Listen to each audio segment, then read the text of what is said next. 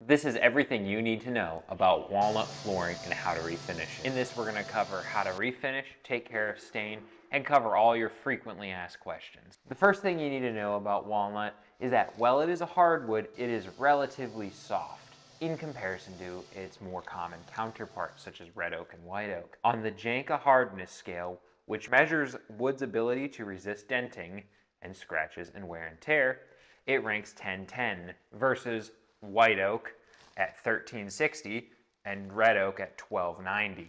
What this means is that if you have big dogs or you got kids, you're going to want to treat this floor with a lot more care because you're going to dent it and ding it a lot easier than a white oak floor.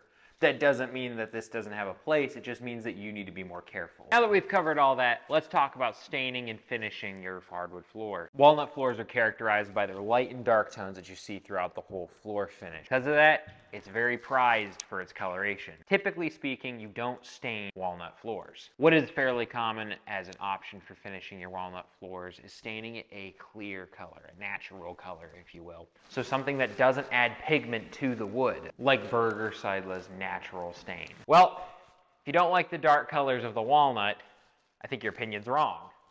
But if you choose to go down that route of staining your walnut floor, there's a lot of options out there you can do. Just make sure you ask your contractor to demo various colors on your floor in an area with good natural lighting so that you can see the changes in the tones of the wood. Another thing to consider when staining a walnut floor is that it may not wear and tear as nicely as you think it would. See, what happens is that when you scratch a stained floor, you're going to see that naturally dark wood below it, meaning it is much harder to fix, clean, and take care of in the long run, and it may look a bit weird. If you went natural, this wouldn't be an issue because you could just do a little repair there and it would look very close to the rest of the floor. The next most important thing you need to consider is what kind of finish you're going to put on the floor. If you're going to go down the water-based route, we highly recommend Burger Seidla's Green Star finish. On this particular floor, we ran with satin because it really is going to bring out the light and dark contrast in the wood. If you wanted to choose an oil-based finish, Burger Seidla's LT Export is another great option. If you're going to choose a water-based finish, it's important that you do not choose a one-part system product. If you're opting for a water-based finish, it's important that you choose something that is a two-component product.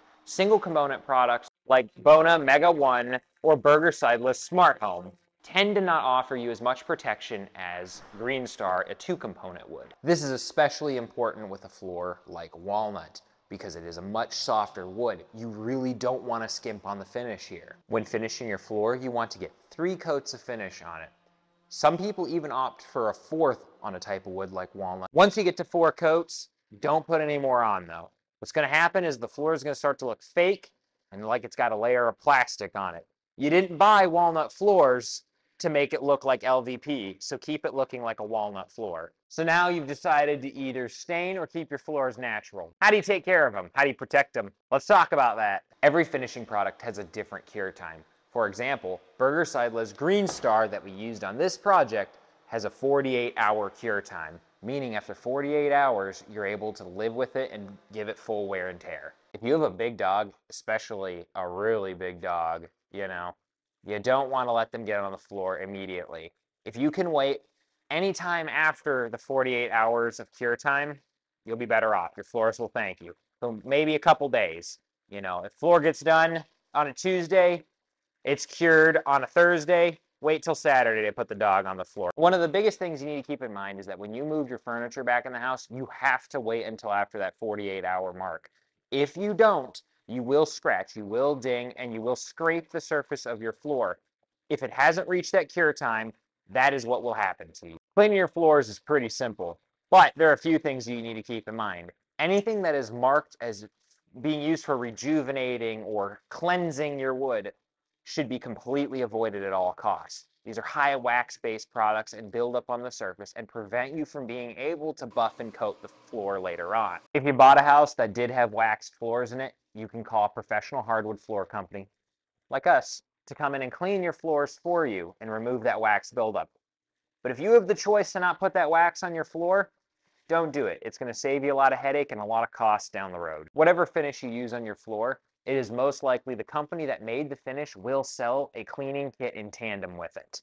Since we're using Burger Seidla on this floor, we like to give our customers a Burger Seidla cleaning kit. When you buy the cleaning kit from the manufacturer of the finish, they have formulated the cleaning formula to match the chemical bond of the finish you used on the floor. This means that you're going to have a longer lasting floor, it's going to look better, and overall, you won't have to refinish it as soon. Folks, thank you for watching. If you enjoyed this video, how about you take a look at that video right up there in the corner? I think you'll really like it.